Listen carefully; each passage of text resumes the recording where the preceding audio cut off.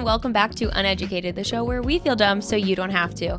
I'm your host, Cammie Scott, and today is our first episode of Season 3 with a guest, Season 3, Episode 2 with Tefi. I am so excited for you guys to hear this conversation.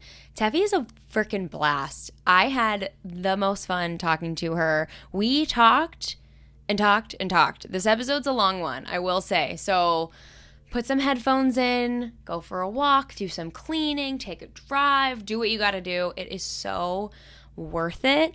If you guys don't know, Tefi is a host and is very well known for her TikTok channel, Hello Tefi, with over 1 million subscribers, where she is just wickedly sorry, I had to. She is wickedly funny and talks about all things pop culture. She literally could do a dissertation on, I think, any celebrity. That's how knowledgeable she is. She comes with receipts, y'all. Like, sometimes she'll have like a notepad with her when she's going through these. She is well researched. The girl does not mess around.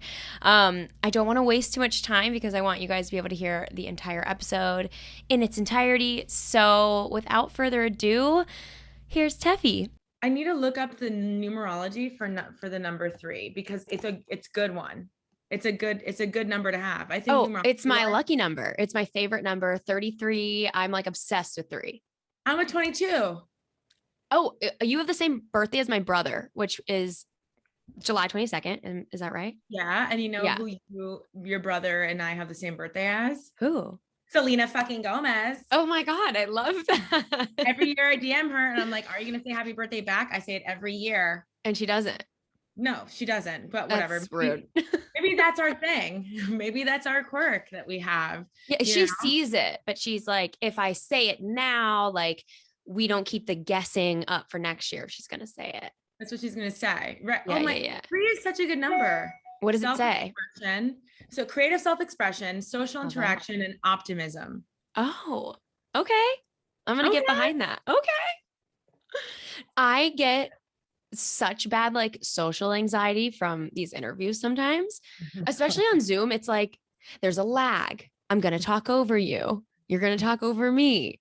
We haven't like met in person most of the time, most of my guests. And it's like so awkward. And then taking like a month off, I'm like, oh my God, I gotta get back into this. It's a lot. So optimism, creativity. What was the third one? And social interaction, optimism, and creative self-expression. That's a pod. That trifecta is beautiful. You know, have you ever had a business call on WhatsApp? No. You want to talk about a lag? Oh my fucking God. That was awful. But it's miserable, especially when there's like lots of people on it and there's like a question asked or there's like a lull, and then you're like, do I jump in? Do I wait? And then it's like, I've gotten to like a 10 to 15 second, nothing's happening. And I'm like, oh, someone's got to say something, right? Someone surely has to say something. Like it sucks also when you're like Hispanic and it's not called interrupting, it's a conversation. So like it's not a conversation if we're not both talking at the same time. If you met my mom, she doesn't stop. You just have to like fit it in there. You know what I mean? And we do it really well. We're really in sync. But then sometimes I'm like, you have to stop talking so I can tell you how you're wrong. And she's like, why would I stop? Well, I don't want to be told that I'm wrong. No. Well, my mom is super white and she does the same. So I think it's a combo of like a mom thing because my mom can like talk and talk and talk and talk. And I'm like, you gotta like jump in there. The other day she was telling me how she like misses MapQuest. Literally nobody says that. She misses like having a printer and printing it off and like almost wrecking trying to read the directions. She's like, she was talking about how like she likes to like disconnect. I'm like, on the road? No. You know what I mean? The only time you shouldn't. Let's keep it safe. I can't. That's like, I understand when people are like, I miss in schools when they taught you how to write cursive. That I understand. I understand that. That is a lost art. Yeah. Like, you know, when you watch like old movies and you see them writing like a letter, like something like that or whatever. Gorgeous. So beautiful. And now everybody writes like they're holding the pen with their full fist. That's how we all just chicken scratch. That's all we have anymore. That's all we can do. My handwriting's always been awful. Cursive class was not fun for me. I only write in cursive now. Only. Really? I am old, bitch. No, you're not. You are a year older than me. A year. Yeah. So you can't call yourself old because that makes me old. So I will not accept that slander. No. The other yesterday I did another podcast with Eliza. She's this astrologer that I love. And she was like, do you remember Real Monsters? And I was like, of course. Do you remember Real Monsters? Do you remember the two cartoons? Like one had that big eye that like, yes. Duh, of course. About how she was hot. And we're like, why was she hot? I'm like, I don't know, but she was hot. I feel like our age range had like kinks for animated characters. It was just a thing. There were so many like super hot monsters, goals. Yes. I shouldn't have been looking at Simba like that when he was a teenager. When he was like, when he becomes Team Simba, you're like, oh. Yeah, but you were that age too. You were like, that could have been a thing. I mean, like bestiality, sure, but yeah, I'm gay though. So I was looking at Nala. Was that her name? Nala? Yeah, Nala. So hot. Yeah, she was also like, she had those eyelashes. Yeah, I was just gonna say that. She had those eyelashes. No, I totally get it. But there were some times when I was like, like Ariel sisters. I'm like, oh, so all of you guys are pretty. You know, yeah. We're just like making them so, I'm sorry, Tarzan. Oh, Tarzan, babe. I've never seen a foot with that many knuckles though. That was a lot. That was a lot.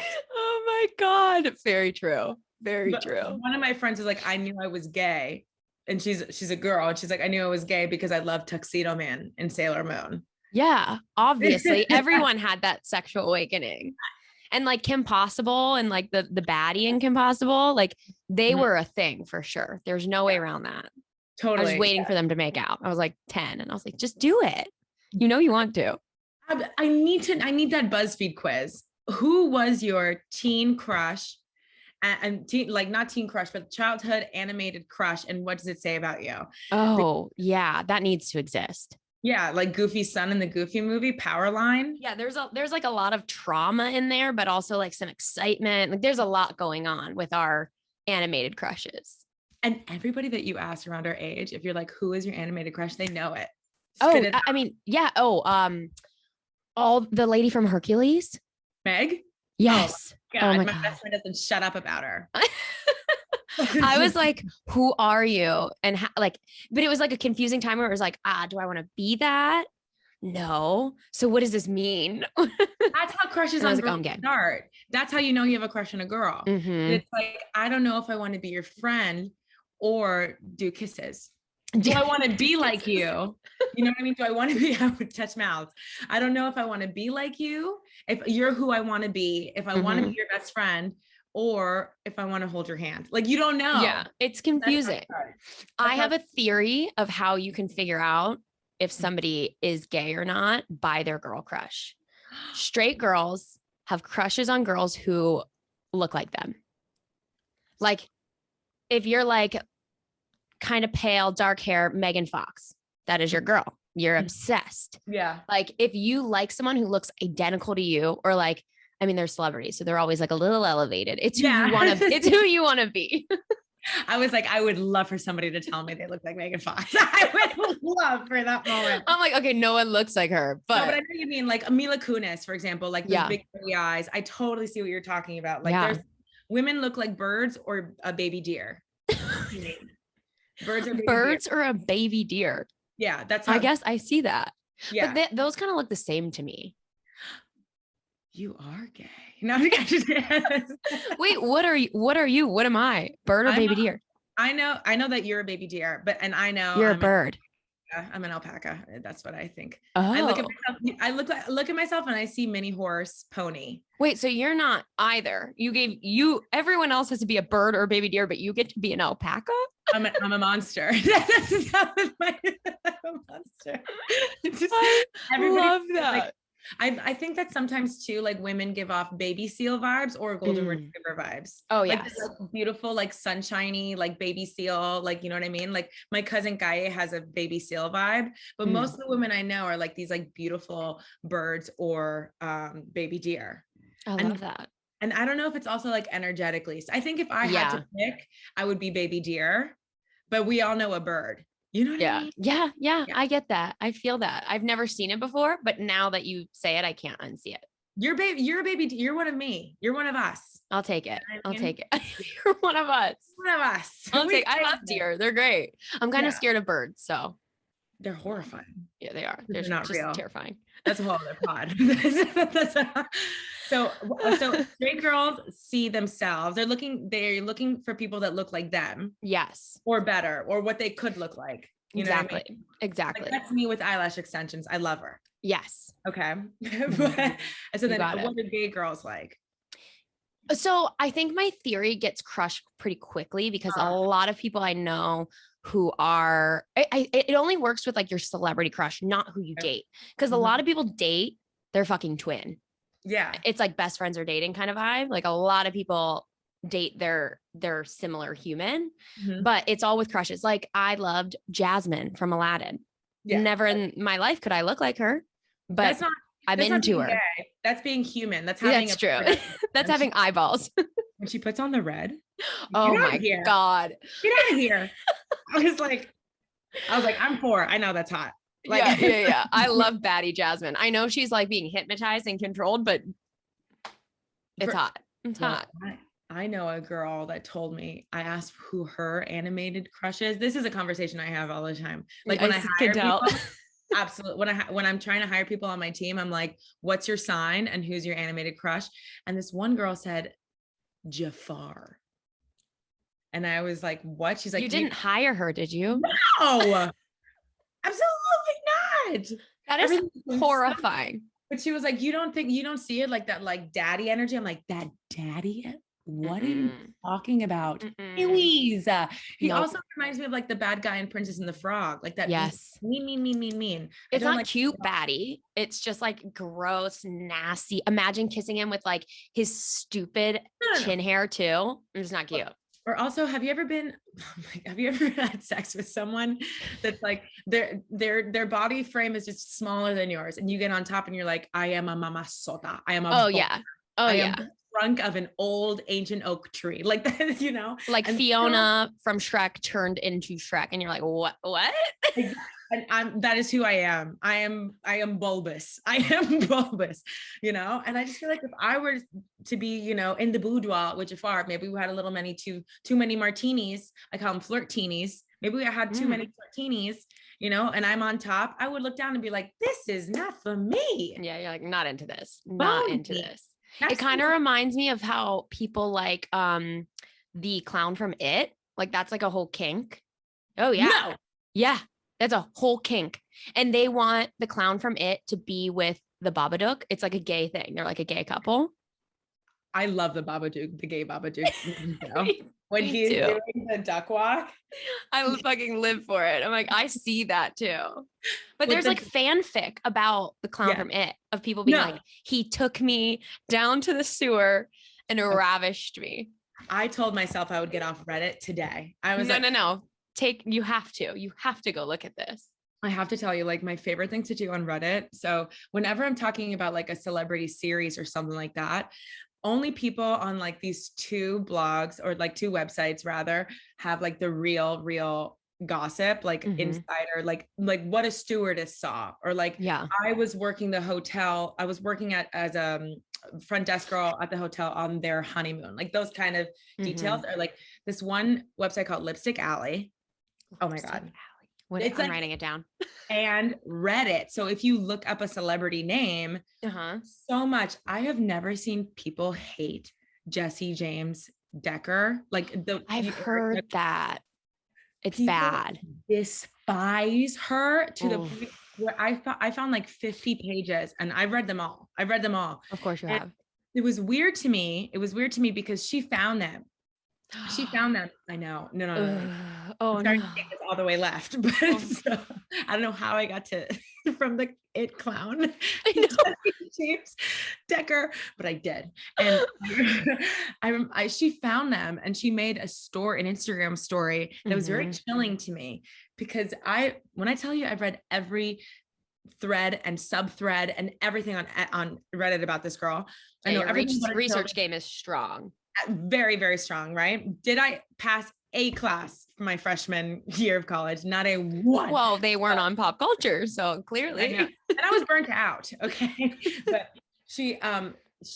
they're all about like how mean she is. Like a lot of people, or I don't want to call her mean, how she's been rude to people in the service industry is the majority of the complaints. Yeah. And how we all know that one girl that has like best friends, like different best friends all the time. And we can see them fizzle out on social media. Apparently she's like one of those girls that has like a really, really close friend. And then they get into a fight and the cycle continues. Yeah. She on her Instagram story was like crying and said, and she said, oh, no. I found these Reddit threads and they're all body shaming me. I did not see one comment of someone saying that she looked anything. She's a very fit girl. Yeah.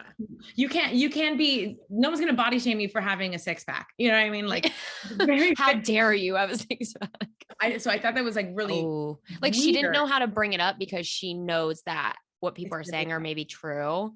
Exactly. So she's like, I got to spin this. No one's going to go look at this Reddit page. They're just going to feel bad. And I looked because somebody commented a random comment on my, like a random TikTok video. I was like, Tefi, are you going to talk about how Eric Decker cheats on Jesse James Decker? I prefer to live in the world. Oh my God, it kills me. Somebody else commented like men will cheat according to their access to cheating. Like how, so immediately I turned to my fiance and I was like, do you think LeBron James cheats on Savannah? And he was like, Tefi. And I was like, stop it. Please don't. You're breaking my freaking heart, dude. So then I immediately typed in Jesse James and people are like, yes, he definitely cheats and she's awful or whatever. I don't think that's very nice. No. I have a heart. However, the majority of memes that I have found on Reddit are people who love like these fanfics.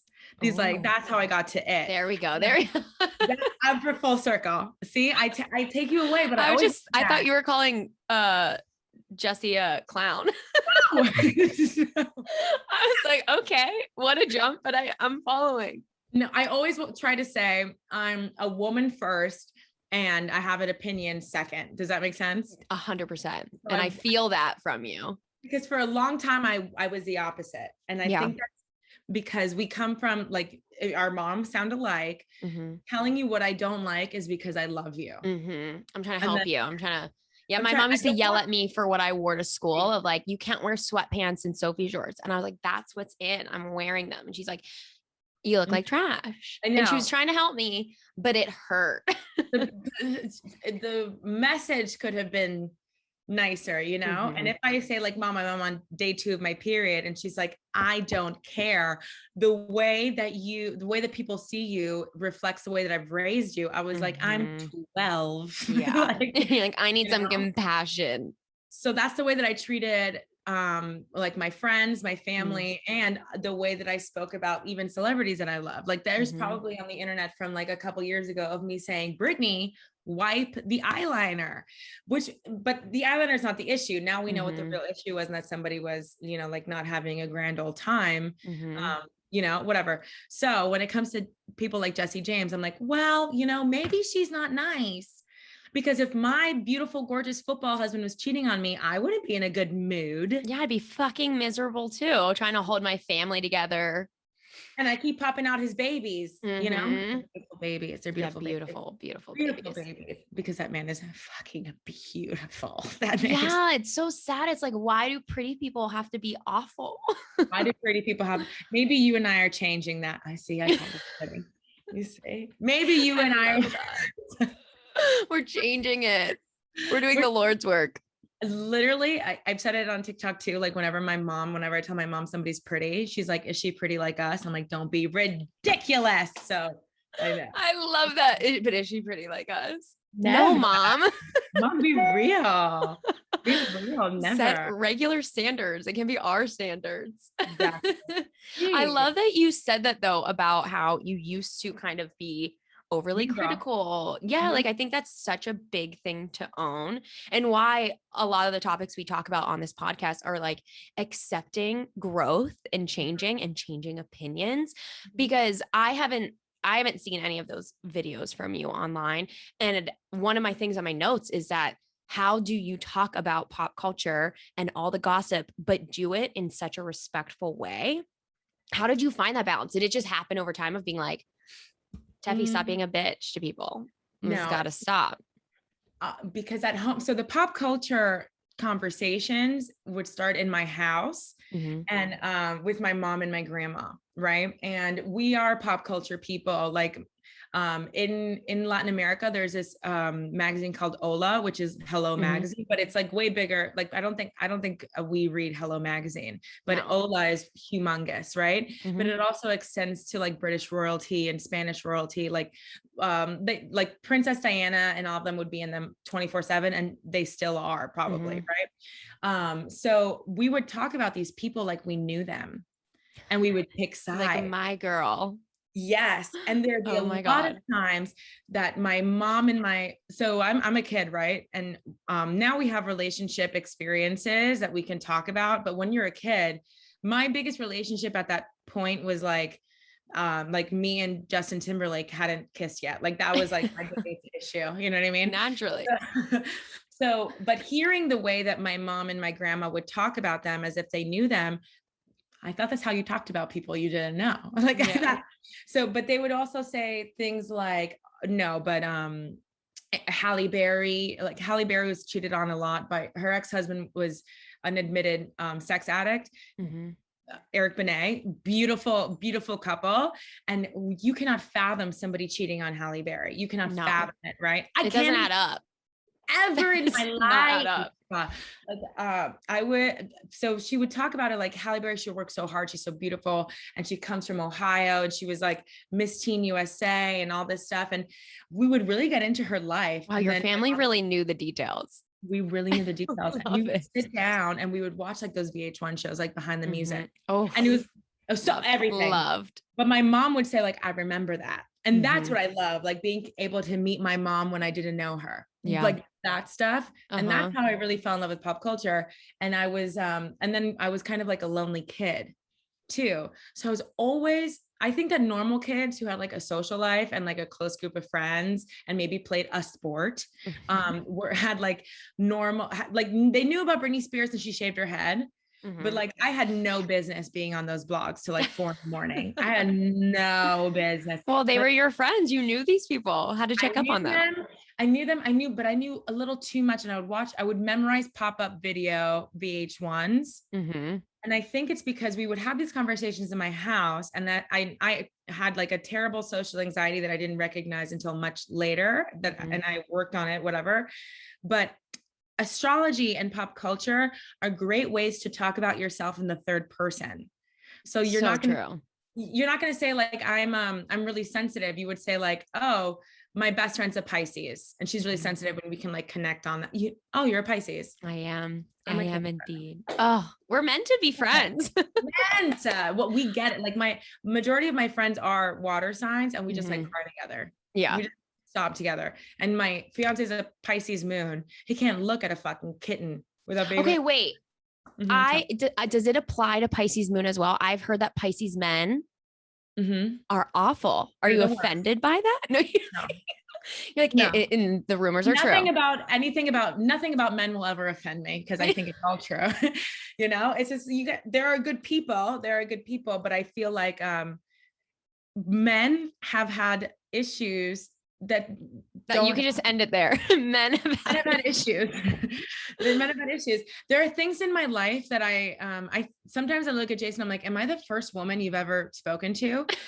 He tried to correct me the other day. I was talking to somebody, and I live in an area that's very industrial. Like it's a lot of warehouses and a lot of like photo shoots, production studios and stuff. And right now it's becoming more residential. So there's not a lot around. It's like we don't have there's not a CVS for miles. Okay. Like, so I don't like to go running around here, because obviously with these warehouses, there's people working really late, or like crew and homeless people trying to find shelter. And as a woman, I like to work out in the evening, but I don't like to go running outside. And I was talking to somebody about it, and Jason interrupted me. I was like, she's just being dramatic. And I said, I'm being dramatic because I'm a woman. Whoa. Running I would take this engagement ring off. You know what I mean? I was like, so I let him speak or whatever. And then afterwards, and I was talking to a woman, and she looked at me, and she was like, I live by Central Park and I don't go running at night. He goes, why? And I was just like, why? Like, you're like, you idiot. But there are so many things that like you have to sit down and explain. But so there are POVs that like men will never understand. Pisces people are dreamers, right? What I get from women who are Pisces is that Pisces women become planners because they want those things to come true. And they're usually very cute. Like, you know, Pisces men are people who are dreamers, and they find themselves kind of romanticizing everybody they meet. So what I'm saying is that Pisces men are cheaters. That is what I say. That is exactly what I just heard. Yes. Anything they see, they fall in love with, and then they're over it. Or they want to feel wanted. Like they want this, like, they want this emotional connection, and they want to be like different people to whatever. Yeah. When I met my fiance, I like to say that he was Brooklyn's #1 call girl. He had dated some people in my friend group. Like it was like very, well, not dated, but definitely noodled with, to touch mouths or something. Just a little, you know, little pecks, little wholesome pecks. And then you fixed him. I did not fix him. What that is, if you want to be with me, you got to go to THERAPY period. There we go. And the man did. But what I think about men in general is like yes, there are differences astrologically between men and women. The difference is that women are good. And that's just true. That's just facts. That's it. There we go. That's it. When people say like, what do you think about Cancer men? I'm like, they are the true virus. What do you think about Sagittarius men? They are trash. The true virus. Yes. Yeah. It's men. Men is the common denominator here. Not a Virgo, not a Pisces, just men. It's just, that's what I mean by like, no matter what, there are things that they have never dealt with or have to think about. So they will never, ever have the same kind of like vulnerability we do. Yeah. Or I do appreciate, however, that my fiance works in the fashion industry. So he's used to like kind of defending. Exposed to more. Yes. Like he's used to sitting down and like hearing how a 15-year-old girl from Germany is feeling like alone here, you know, or doesn't know how to get a Metro card. Like he can empathize, and be a protector, like a dad like that. I really, really love that. I hate that he's also an Aquarius sun. Oh, wow. He is something. And a Cancer rising. Is he so emotional? You don't even understand. You know, in the beginning, he would cry. I feel like I have to whisper. I'm like, is he there? Yeah, he's downstairs.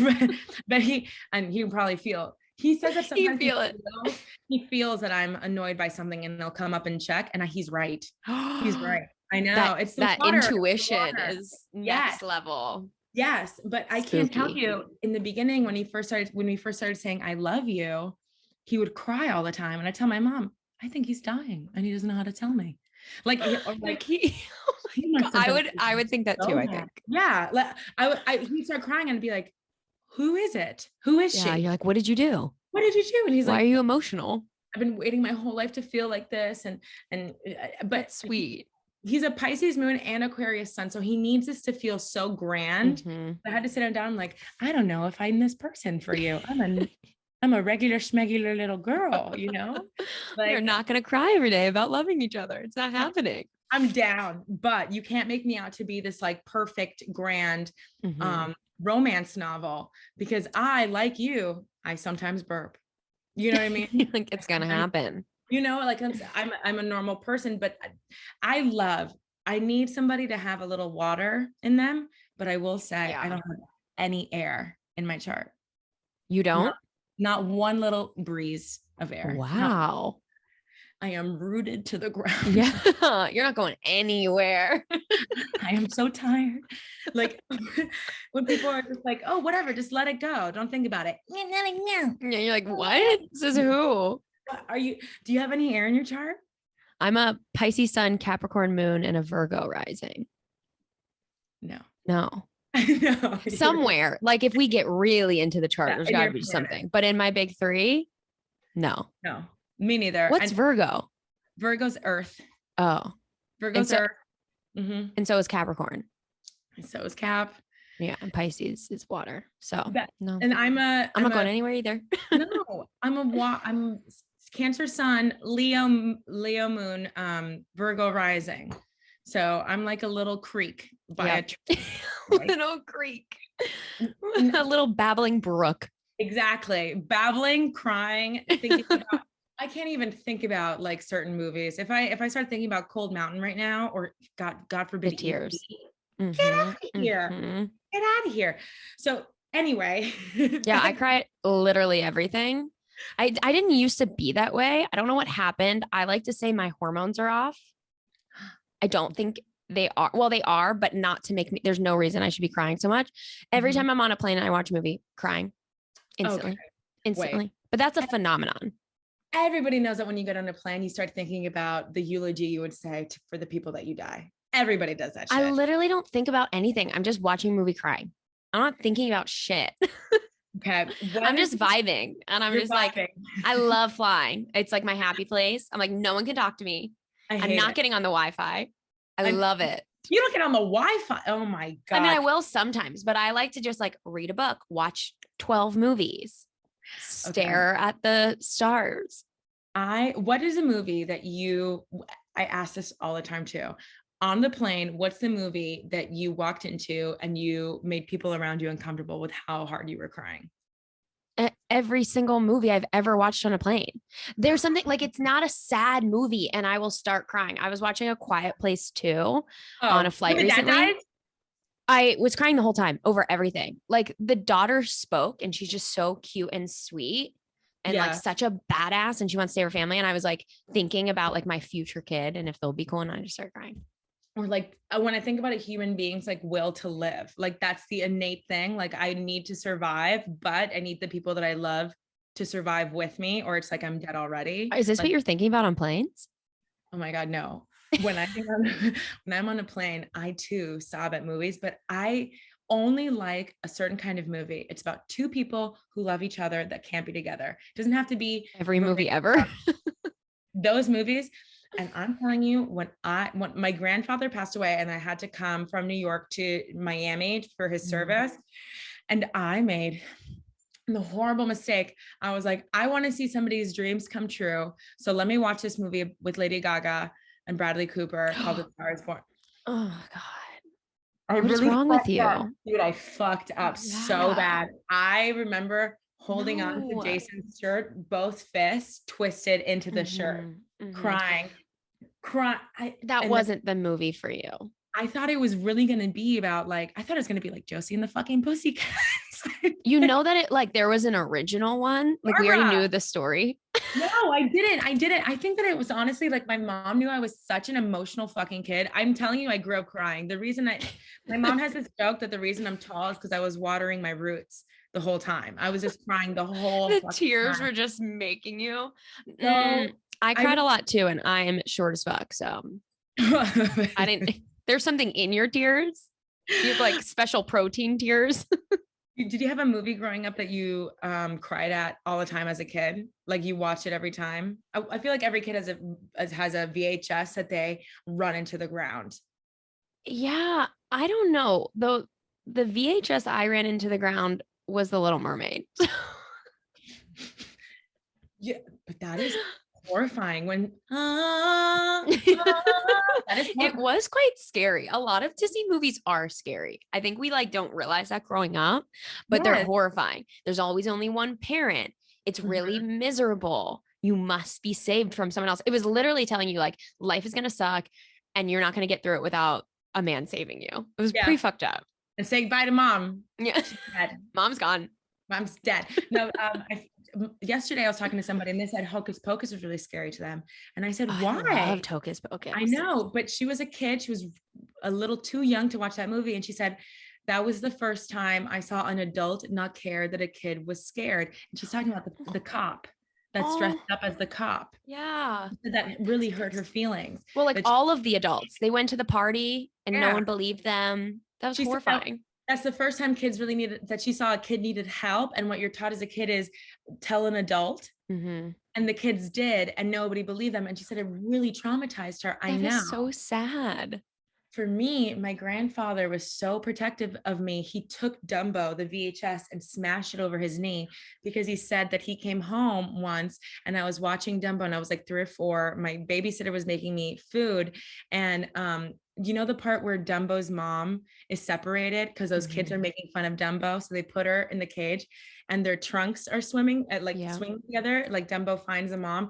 He said that I was banging on the TV with both fists crying, screaming, like, let the mom out.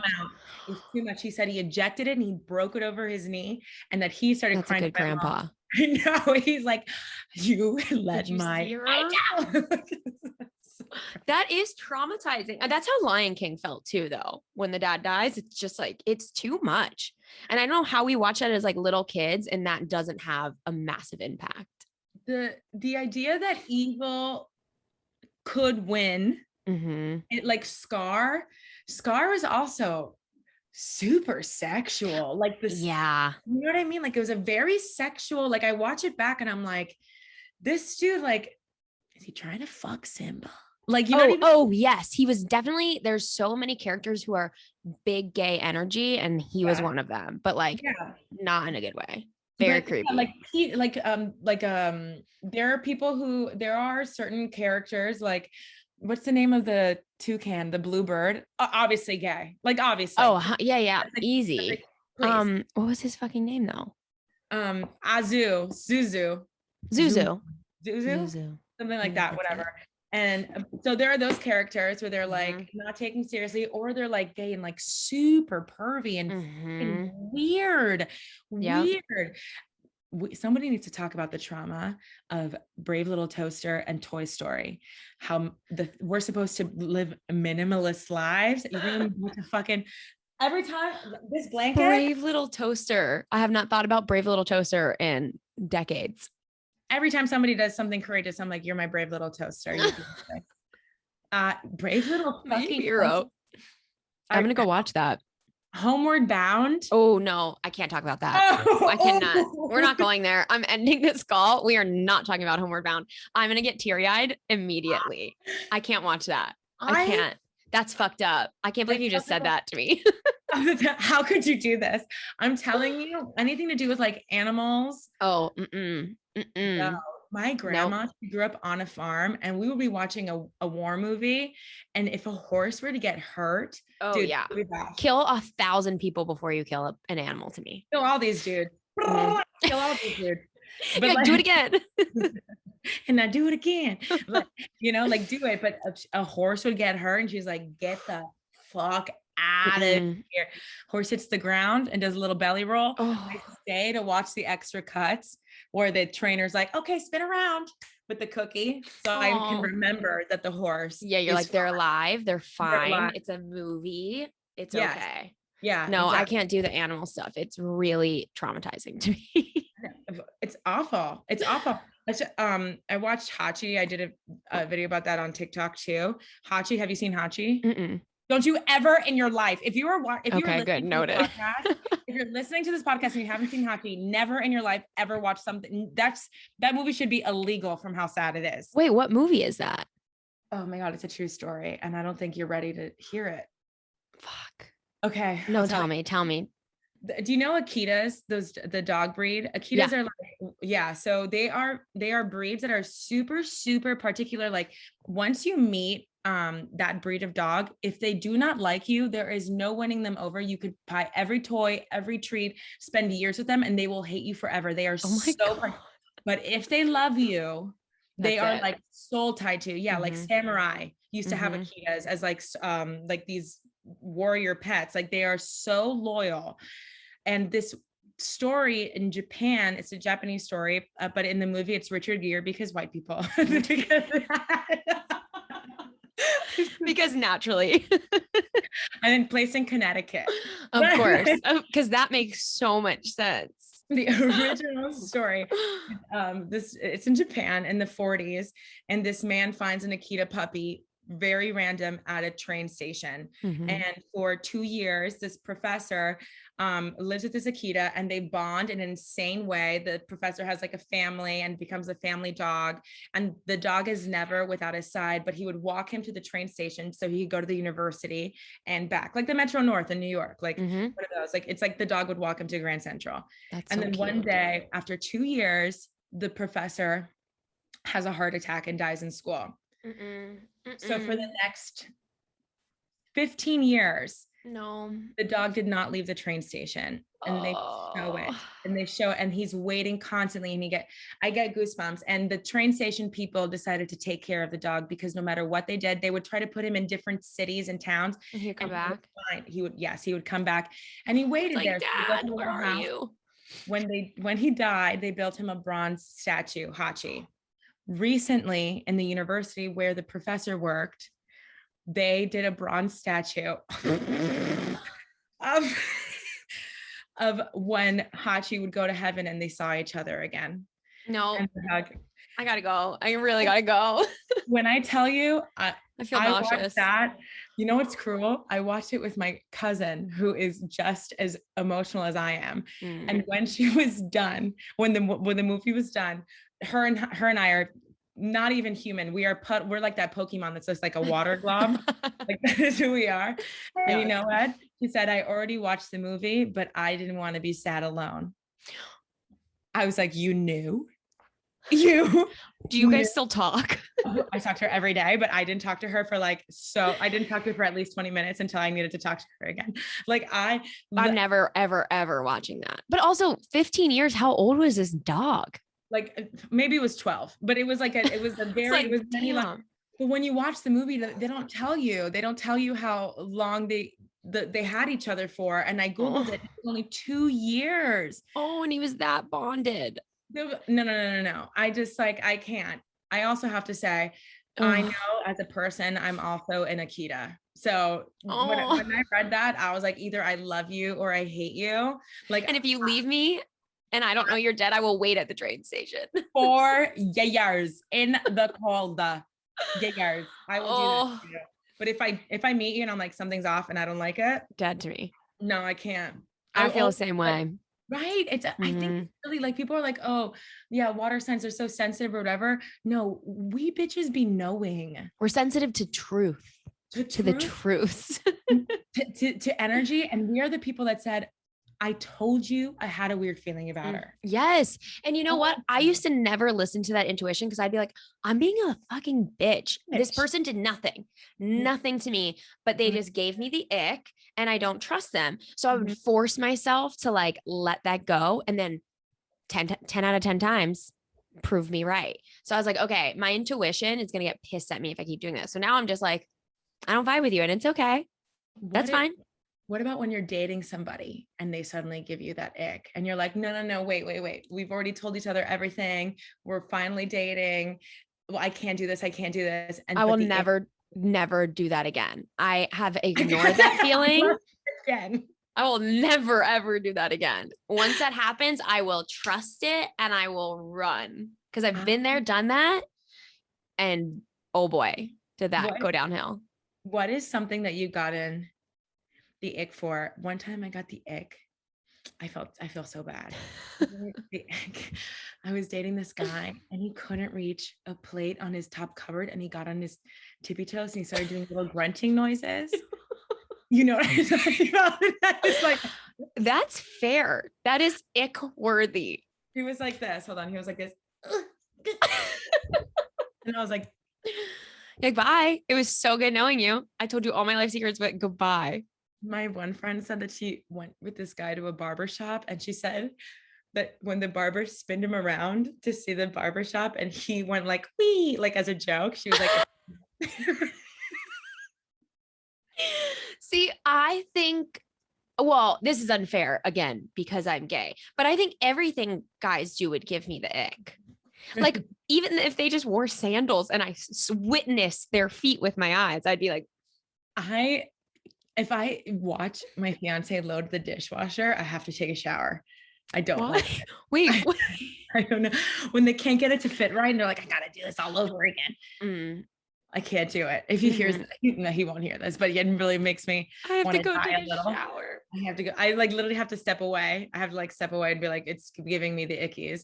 But is it because he can't do it right? Like he can't. Yes. Yeah. Or like he's so serious. It's something about like the concentration. I like hate it. It's just not. It's not that serious. Just put them in.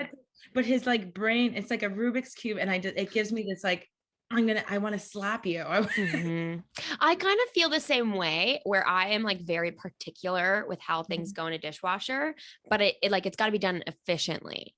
Like the knives need to face down, the forks and spoons need to face up. So I would probably also give you the egg. I put all the silverware facing down because I feel that way they're closer to the soap. They clean better if they're up, is what I've read. Because if they're down there, I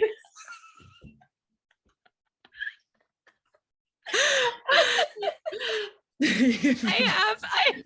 According to science. Okay, I have to admit, 9 times out of 10 lately, when I say I've read somewhere, it's a TikTok. I knew it. And my girlfriend keeps calling me out for it. She's like, "Oh, you read?" And I'm like, "Fine, I saw with my eyes and I heard it. Who cares?" My best friend and I like to say, I read an article, and that's our keyword for TikTok. And at the end of it, we're like, and I too read that article. I do like it. So I read the captions. It's fine. Or when people say like, "Oh, look it up," I absolutely do press pause and I go, and I give it an old-fashioned Google. Yeah, and I'm fact checking. It's fine. Like when people, especially with all the misinformation, okay, fine. But sometimes some spooky stories I look up too, and I really shouldn't. I'm so scared of what kind of spooky stories. Okay, so so I love the paranormal in the way where I hate it. Me too. Because it scares me. When I tell you that I make Courage the Cowardly Dog look like a knight. I am so with 2 night lights. I say with 2 night lights. I am my God. So scared. I'm so scared of the dark. I do not like it. It's Jason's bane of his existence. He says my nightlights are his origin story. That's incredible. I hate it. Wait, do you have siblings? Yes, I'm the oldest. Oh, no, that's why you're scared, because you didn't have older siblings to scare you.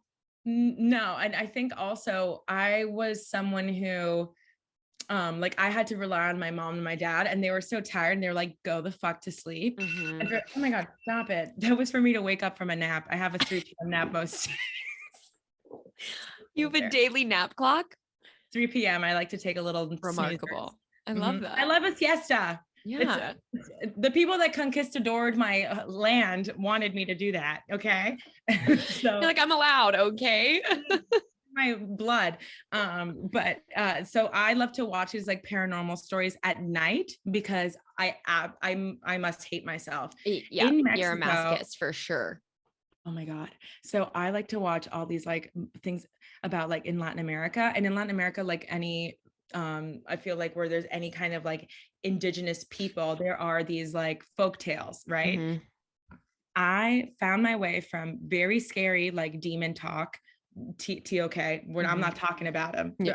I'm reading the articles. Okay. We're researching. All right. To like finding ghosts on camera, and somehow found my way into mermaid talk. Oh, I have stumbled on that and I fucking love it. It's so scary. And those videos, I don't care what anyone says, they're real. They're fucking real. So horrifying. They're not the Little Mermaid. No, the difference between no. The difference between sirens and mermaids, I didn't know. I didn't know. So Jason is usually next to me when I'm reading these articles.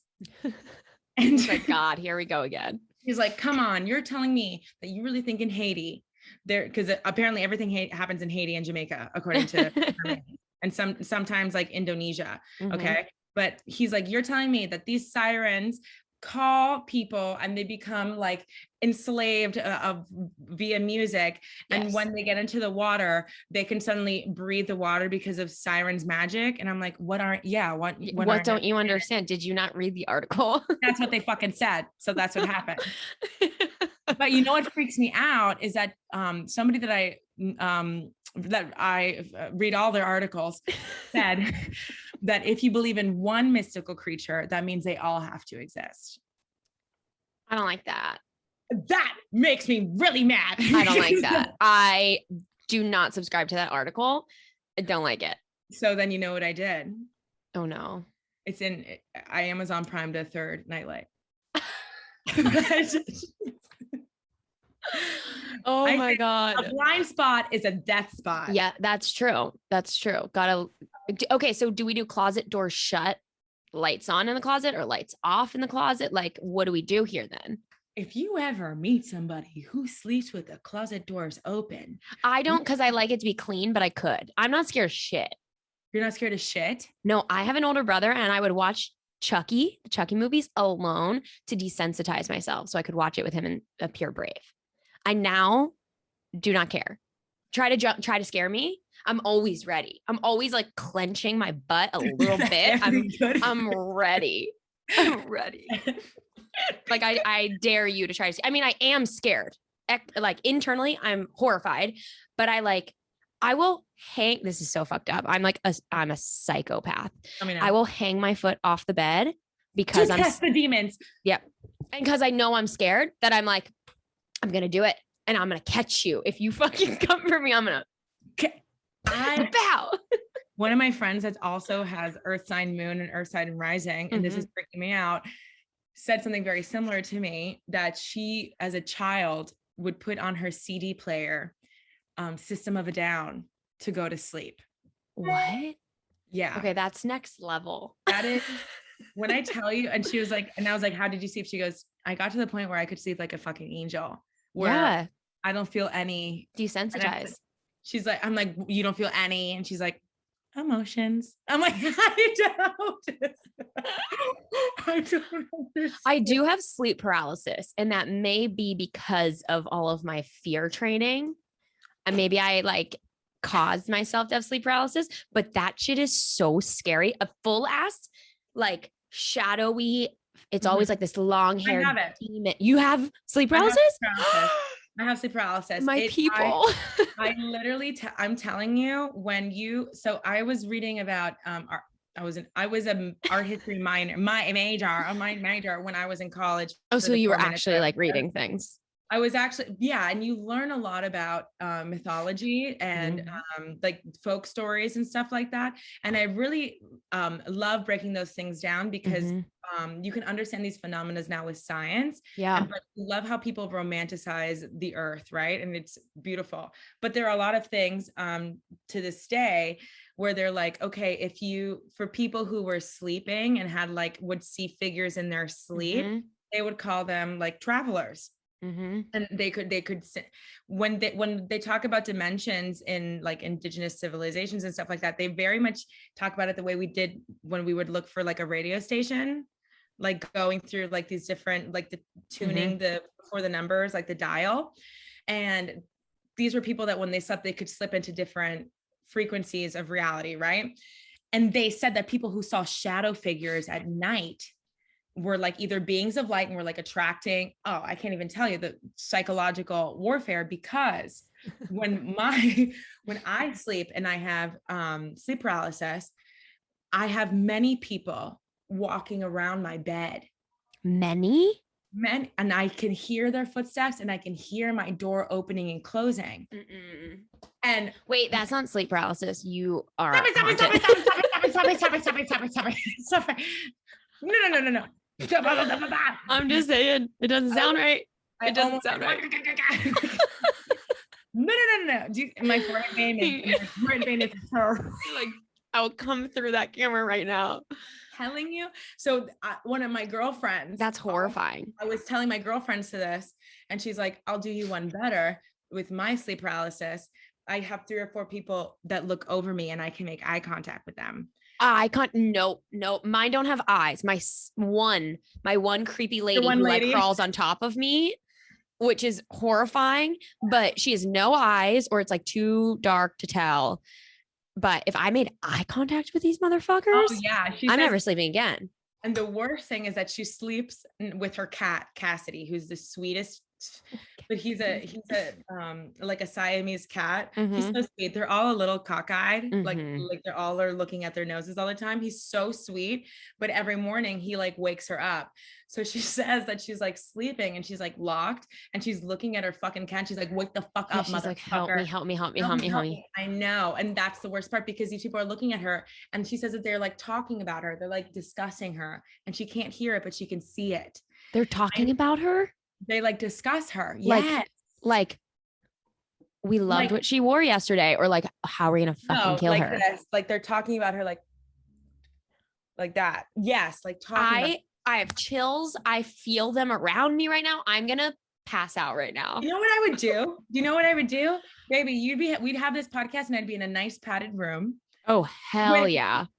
But when I hear the people walking around me, my therapist says it's because I'm trying to bring like the real world. I'm trying to be a part of the real world. So I'm trying to hear noise. I'm trying to wake myself up. So I'm trying to like create noise and stuff. But I'm that's like scary. You're like, stop doing that, brain. Yes, that's not helping. It's like, but sometimes I hear screaming too. And I don't hear anything. So I have very calm. I love my sleep paralysis now. It's nothing compared to the people talking and staring me in the eyes and the footsteps. That's not normal. I'm upset. The problem is I think that you see your sleep paralysis person now and you're like, what's up, bitch? I don't care. I don't care now. I'm so used to her that I'm like, oh, this fucking bitch again. Like, go away. You know, Jim Carrey did the Grinch. He was the Grinch. Okay. So apparently he said that after the first day of filming, the costume that he wore was so suffocating and his contacts were so painful, those yellow contacts, that he said he was going to quit the movie. And then he can't do this. You got to get somebody else. So the director said, give me one more day. And he brought in a CIA trainer person to who teaches CIA agents about how to stay calm during torture, if someone's torturing you. And he said that's how he got through the movie. And I'm worried that that's what you did as a child to yourself. I did. I am the CIA agent. I'm really worried. But that's actually insane to need to do that to get through a movie. I feel like I can change the costume up. Change the costume. Yeah. But I guess like when you're getting millions and millions, you're like, yes. Yeah. No, I did do that. I was like, how can we psychologically get through this? And I do that with everything. Like if I'm gonna get a shot or like a piercing or a tattoo, I love it because I'm like, I can do this and I will do this. Okay. I'm starting to kind of freak out a little bit since I'm the oldest. You know how like my cousin was like, I don't want to be sad alone. With my little brother, who's like 7 years younger than me, I made him watch Signs and The Ring with me. And I was like, if you you did him a favor. Now he's like, have you seen Parks and Rec? Yeah. I love Parks. You know, that like weird friend, like the cousin that's like super silent and is like goth. Ethan. Oh, is that what you did to your brother? I think I did. Nothing phases him at all. In Signs, I remember he yelped when the alien crosses on the screen in the Brazilian birthday party. Yeah. And I said, shut up, you're scaring me. And he went, he's like, I'm okay. I think I did that because he said I had an older brother. I said, I was so much worse. You were the older sibling. Yeah. Yeah. I'm the quintessential older sibling for sure. Yeah, you definitely fucked him up for sure. He probably talks about you in therapy. Does he go to therapy? He refuses to let people know how he really feels. Yeah, I did that for a very long time too. Says he doesn't want anybody. I was like, me feelings, I don't have any. Don't worry about it. He says he doesn't want people to use it against him, and I'm like, oh my god, you hurt him. I know, I hurt him so much. Shit. But I didn't do. Oh my god, but like, it's because he would be. Okay, if we're gonna watch the Twilight Zone, and there's this like classic. Did you watch the Twilight Zone? Not much, little bits. one of the classic ones. I love the black and white episodes because those I know aren't real. You know what I mean? Like the CGI and stuff. It's so cheesy that you're like, I'm not in this. Or like there's one where like you see an ape on a plane wing, and like you can see it's a man in a costume, like those kind of whatever. Like I can handle this. The concepts are still freaky, but there's a classic one that's in the Earth is visited by aliens who give us all of the answers to like curing cancer and famine and climate and all this stuff, and it's a How to Serve Man. How to Serve Man is the name of the book that they give us. And they are taking humans to their home planet. And this one guy, he's a journalist, and he like doesn't trust them. And then they keep doing good things for the Earth. So finally he gets on one of the spaceships to go to the alien home. And he's like, these guys are obviously good. And as the loading like dock is like lifting, you know what I mean, to close the spaceship, his secretary runs to the crowd and holds up the book and says, it's a cookbook. I'm sorry, what? Because the book was made, it's called How to Serve Man. It was like how to literally, she said she wanted to decode it, and they had to decode it. It was probably going to prove to everybody that they were bad. So it wasn't until when I tell you that by the end of it, my brother was crying under the bed. You know what? I was right there. I was right there. See, that's traumatizing that you like, okay, they're doing good. Everyone's looking out for one another. Everyone's just here to help. And then we have a different meaning of serving. Yes. Fuck, exactly. I hate that. I hate that. So those movies, that makes me not trust anybody ever again. And he was 3. Yeah, but you ruined him. Yeah, I couldn't watch it alone. Like, come on, 3-year-old. We're in this together. Yeah, you're fucked up. Yeah. It's true. Yeah. Like, tell me something I didn't know. Whenever I'm home, he grabs my phone and he loves to read all my TikTok comments. He goes through all of them. And he says nothing angers him more than seeing people say, you're the big sister of my dreams. You're like, y'all are liars. He's like, you don't even know. Yeah, totally. But I have a younger sister too, but she's like steel. Yeah. She was like, she's the kind of person that like, if you're fighting with her, she starts laughing. Like she's like, oh yeah. Those people bug me so hard. Ooh, but it's actually like an incredible skill to have. She's the nicest person in the entire world. It's her sense of self that is so solid. Yeah. She's like, she starts laughing because she can't help it. She's like, I can't believe you're trying to hurt my feelings. Like, this is ridiculous. And bitch, I try. Bitch, I really fucking try. She's my sister, of course, you know, but she also has the most amazing girlfriend in the entire fucking world. And I can't be mean to her anymore because I need her girlfriend to like me. Yeah, that's tough. You know what I mean? That's tough. You have to be nice to your sister. She's the coolest bitch in the world. And I'm like, oh, fuck, I have to be nice to my fuck ass sister. Fine. Fuck ass is very Florida. It's very, very Florida. But yes. Now, you know my whole history. I have said things on this podcast I've never told anybody. And I fucking love it. I actually like forgot we were recording the entire time. That's start over? No, hell no. This was so beautifully intimate. Oh my God. I love that. I literally didn't ask you like a single fucking question, and I loved it that way. This was do you want to ask me one, like your favorite one, and we can do that? Sure. Actually, yeah. I'm going to ask you my favorite one that I feel like I feel like I know you so well that I could answer it for you. But I do want to ask you a question about social media because it obviously is so prevalent in your life, in my life, and it is used for good and it's used for evil. And you seem super secure in who you are online. And from our convo, I have learned the trajectory of your life and how you've fallen into this person. Do you care about being likable on the internet?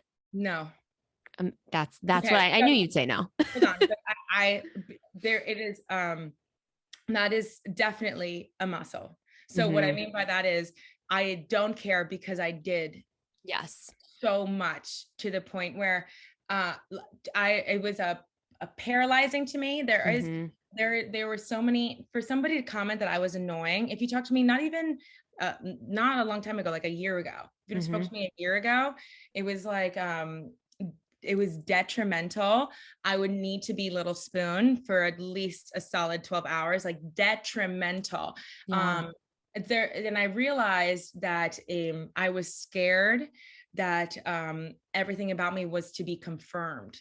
And that fucked me up. Where I was like, I knew it. I am annoying. And I'm like, you're not fucking annoying, dude. Or like, I always posted things imagining the people that didn't like me, seeing them first. Yes. I never That's when imagined it fucks you up, when you do it for the people who are being mean to you and don't enjoy you, and you're trying to make them like you, which you're not going to be able to. And then the people who love you for you are like, what are you doing? It always fucked me up when I saw like celebrities who like people like Billie Eilish or like Dua Lipa, people who essentially have only known the internet, right? Yeah. So I'm like you, I didn't have MySpace till I was like 14, 15. Before then we were playing with dirt and sticks. Like, yeah, we remember that life. We remember the dirt. Yeah, exactly. But these people do not. They only remember creating a username or a screen or whatever. And so when I heard them say the negative comments really eat you up, I would be like, you're crazy. There's like 1 to 100. Like, it's like one mean comment to the 100 million positive ones. It's because you imagine somebody that hates you seeing that comment and being like, see, she is unlikable. When I started thinking about that, I was like, the way that I get so many wonderful, beautiful comments on TikTok, and I sincerely feel like they're my friends. It's a little sick. It's a little twisted. I do not know those people. When people say hi to me on the street, I hug them. And my fiance is like, you are my best friend. Yeah. I'm like, oh my God, it's so nice to meet you. Tell me everything. What's your sign? Where's your dad? Oh my God, let me say hi to your mom. I'm very much like that. And Jason's like, we're in a pandemic. Why are you touching them? And I'm like, it's my friend. Off of them. I know, exactly. Like, so all the beautiful comments. And then I would see this one mean comment and I was like, you are making yourself out to be a little bit more important than what you are. The people that don't like you from high school are very, very busy living their lives and being concerned with real things in their life. They are not checking up on you. It's you that and if they are, that's on them. They're not happy in themselves. And the way that ignorance is bliss, I'll never know. If I'm in a group chat and people are making fun of me, I'll never know. Or I'll tell myself, then I hope they like are also sharing me in the news at the same time. You're like, I got a view on that TikTok you guys shared. Thank you. I got 94 cents. But but that's the thing too, that people are like, how much money does TikTok make you? I'm like, enough to buy that 1 gallon of milk. Yeah, you're like, absolutely nothing. No. It really, so that made me feel like when I started realizing I'm scared to like be myself, and I like myself because of negative interactions. You must not really like yourself that much, or it wouldn't hurt so much.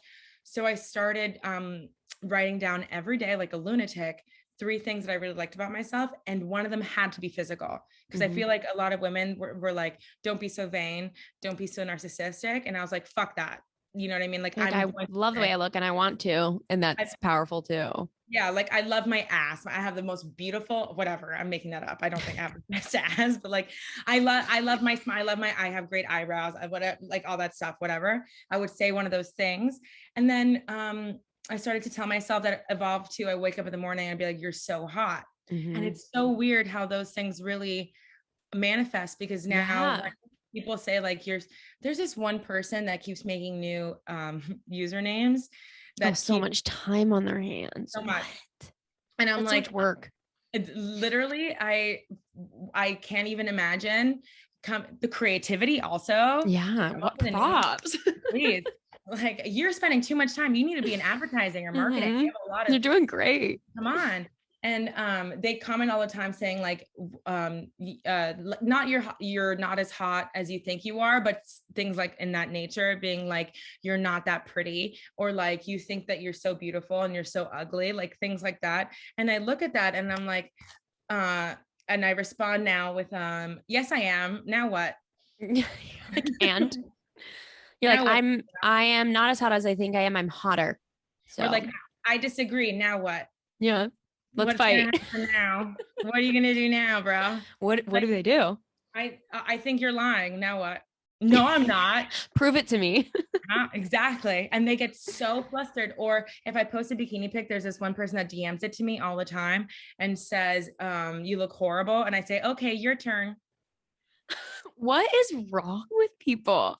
But I'm telling you, these are people that like, they're so non-factors. They do not exist. They just don't exist. They don't exist. Like no brand or person or company, or like, I say brand because I think of like people who eventually want to be on like MTV and work with like the brands under Viacom, or be on TV or have their own YouTube show or whatever. Nobody is going to say, we were going to hire her, but user 4369 doesn't think she's that hot. Said that not only was she not that hot, but that she was also annoying. So I think we got to pass it up.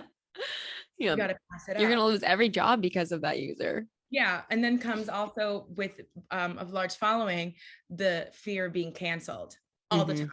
People are scared all the time of being canceled. And to me, there's nothing that I have ever done in my life that is sufficient enough for be void of existing. But that used to be a real fear for me. Like, oh my God, what if somebody found out that like I've slept with someone's boyfriend before, which I have. They're going to cancel me. And then I was like, no, you own your fucking narrative. You come out and say, exactly. I would die if one of my friends fucked Jason. I would die. And I cannot imagine that pain. And knowing that I might have caused somebody that pain is the worst punishment in the entire world. I have to live with that. I have to live that I caused somebody pain because I felt small. And you have to own that. And you're surprised at how many people say, you kind of like freed me a little bit, you know? Yeah, I totally agree with that. I don't get why people are so afraid to be canceled unless you're like an insanely horrible person and you have no remorse and you continue to do these things. It's like, we all grow, we all learn. If somebody calls me out for some dumb shit that I've done, which I have, and I'm sure a lot of it's on the internet, I go, holy fuck.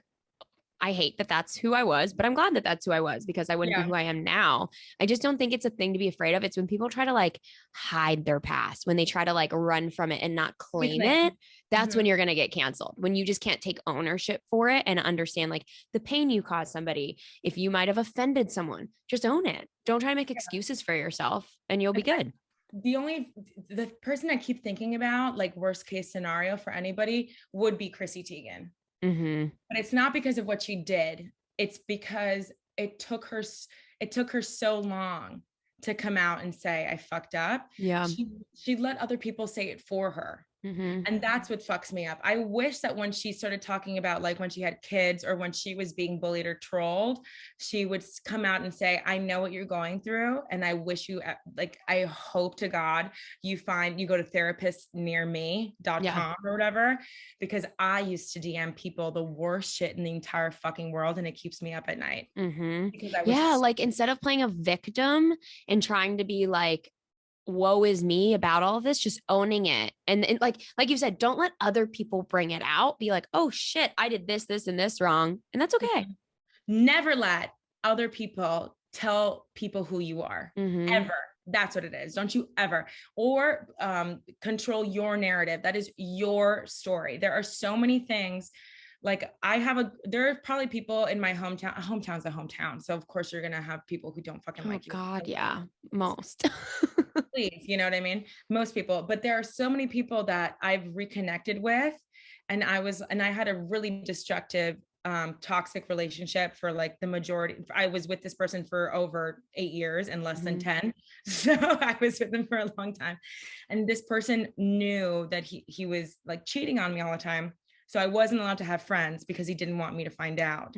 So anytime a girl was nice to me, I was so excited to like make this new friend. And he would say, she's in my DMs, she's trying to fuck me. So the next time I saw her, I would be rude. And they're like, why is she being such a bitch to me? Not knowing what you were going through.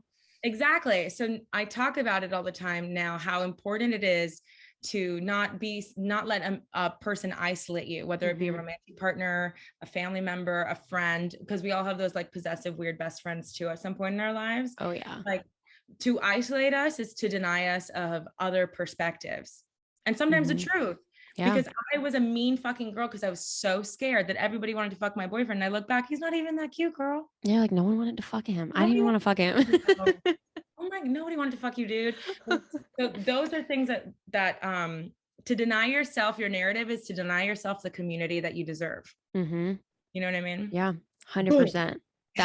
That's going in the sound bites for the promos for sure. Yeah. That was the biggest takeaway from this episode. And also, I think we decided that we should retake the word mansplaining and bring it back to the beginning of this episode. And instead of it being when a man explains something to a woman, it should be all the dumb shit women have to explain to men. Like why we don't want to go for a run late at night. That's what I think we should consider mansplaining. Like, God, this fucking guy doesn't get it again. I had to mansplain to him why I couldn't go walk to the subway in my swimsuit. There you go. Him. That's it. That's what mansplaining means now. I hereby call it. I think that's like the most revolutionary thing. If you told a man, I really don't want to mansplain this to you, I think he would crumble before my very fucking eyes. Yeah. Everyone listening, go find yourself a man and mansplain it to him. You just gave us a weapon. You're welcome. Oh, that's my job. My job here is done. If you ever want to do a pod together and call it mansplaining. Oh my God, let's fucking do it. I would. Wait, no one take that idea. We're doing Nobody it. take that idea. We will know. I will put this out. I will cancel you for stealing our idea so fast. Like being a woman, we should also, I also want to one day dive deep into the idea of like pretty privilege, how like a man made that up to make us feel bad about being, no. That is there's nothing that we can't feel good about. We have so much to talk about. I'm canceling my podcast. It is now, it's called Mansplaining with Cammie and Tefi. Oh my God. It's done. It's a done deal. Incredible. It's so true. It's so fucking true. I'm gonna starfish on my carpet and just stare at the ceiling and think about it. How many hours of my life I've had, when you have to explain to a man why what they did hurt our feelings. Oh, and then it's like somehow it's your fault that you felt anything. And then I'm the rude bitch for interrupting the video game with food. For him to eat, to survive. Sorry, I'm not trying to keep you alive. I'm such a bitch. I'm trying to sustain you. I can't. No. Okay. Yeah. It's happening. It's happening. Sorry, I was talking about how much I hate men. Sorry, your fiance. It's my fiance.